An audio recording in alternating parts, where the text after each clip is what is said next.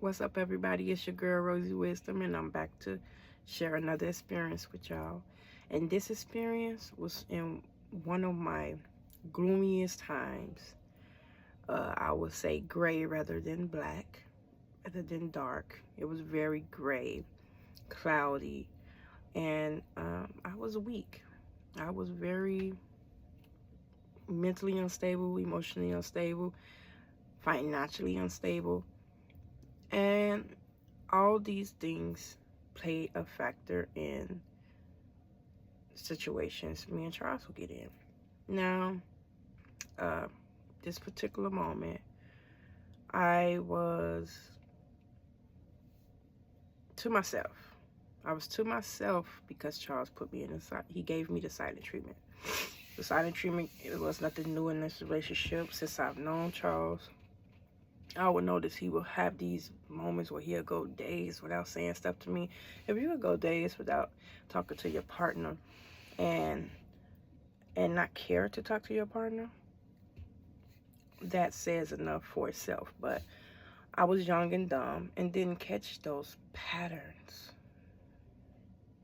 At this moment, the one I'm telling you about right now, it's a pattern. This is something that he does. This is a part of him. And I received that. So Charles used to spend all day in the room. He used to act like he was working for his platform, YouTube platform. We are the truth tellers. But he was also doing other things he wasn't supposed to be doing in the DM. And particularly with this one young lady who used to work at Stratford, Indiana, in the fish department, who was the cousin of a Chicago rapper. And it was some explicit things that I found in that message. And I went to confront him about it, and he wanted to tell me lies instead of being a man and take full accountability and just apologize or just turn away from your ways. He didn't want to do that. He wanted to keep being reckless and mischief. And I was already torn, but he's just shredding me even more. So it's like, all right, dude. So I confronted him. He didn't like the fact that I wasn't finna accept none of those lies, the BS he was trying to feed me. And like I said, when you don't want to hear Charles BS, he gets mad. He gets mad now. He's got the attitude. So the person who's supposed to have the attitude, who have the right to have the attitude and be mad because something was done against them or towards them, which was me, he's the victim. He's now mad and totally don't care. They sure left mad either. That's just how it was. So this particular silent treatment that he chose to give me was going on a week. And I had just had my fourth child, so who also was foretold unto me. But I had just had my fourth child, and he was a little baby, so a fresh mommy, feeling alone and depressed and stressed and all type of negative emotions was in me. And yes, during this time I backslid. Whenever I wasn't with Charles, sober. Whenever sober or working on soberness. The only thing I would probably do is smoke cigarettes. But the alcohol and the marijuana, that wasn't my thing. It wasn't a thing to be hard to get rid of or to let go. It wasn't hard to let go of smoking and drinking whenever I left Charles. But whenever I got back with Charles, I would start by smoking marijuana, start back drinking because these was his activities, and I felt like life with Charles is very dead if you don't find something temporary. It's like this. Yes, I will be sober away from Charles, but when I get back with him, I will still be sober.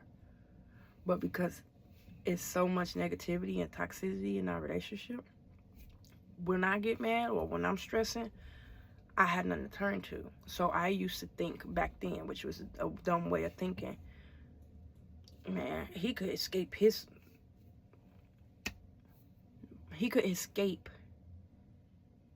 madness or stress with a blunt or a cup. And I'm sitting here sober and taking it all on. Later on, I'm still, like me now, I'm sober and clean, and this is the way I prefer. But my body feels so much better without it. But back then, I'm like, I ain't gonna be sitting up here hurting, stressing, and mad with nothing to smoke, nothing to drink. That was the mentality I had back then. And also, mind you, this was still also in the earlier years of my walk with Christ, and I was still a babe through Christ.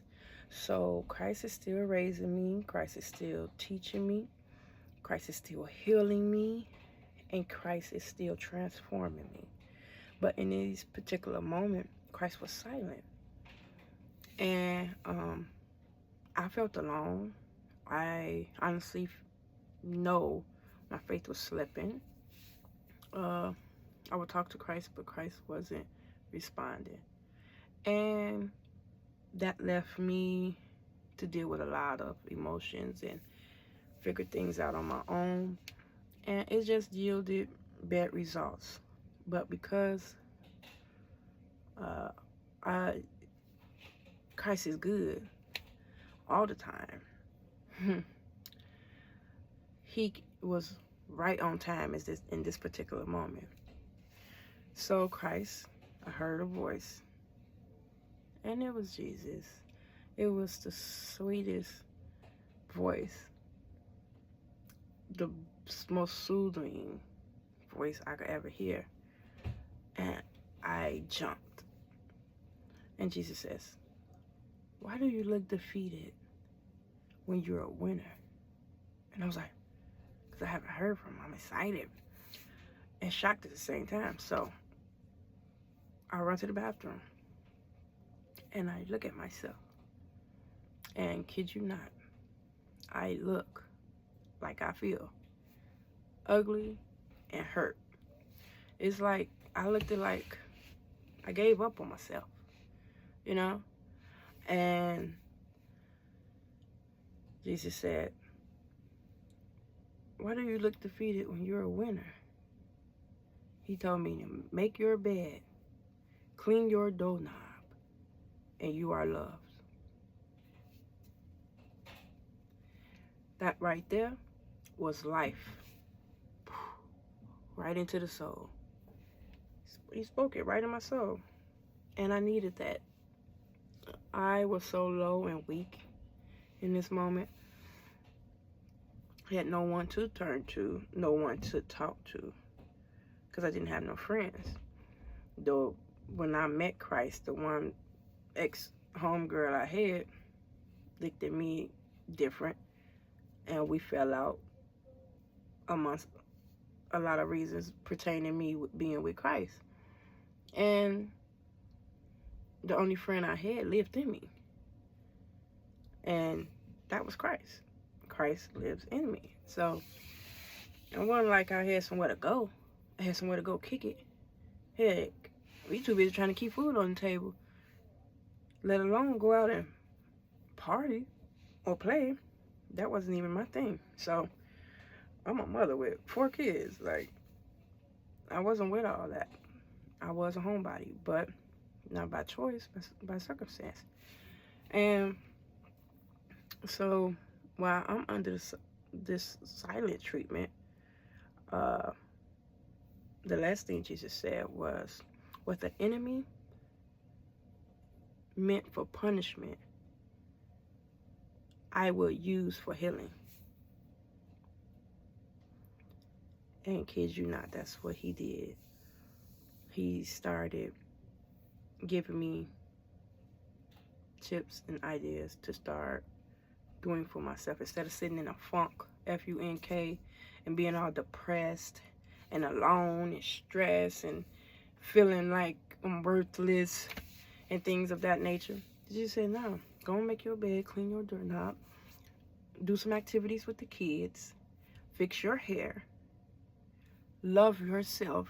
He taught me self-love all over again, self-care, and that's how he was able to heal me during a time the enemy thought was meant to punish me.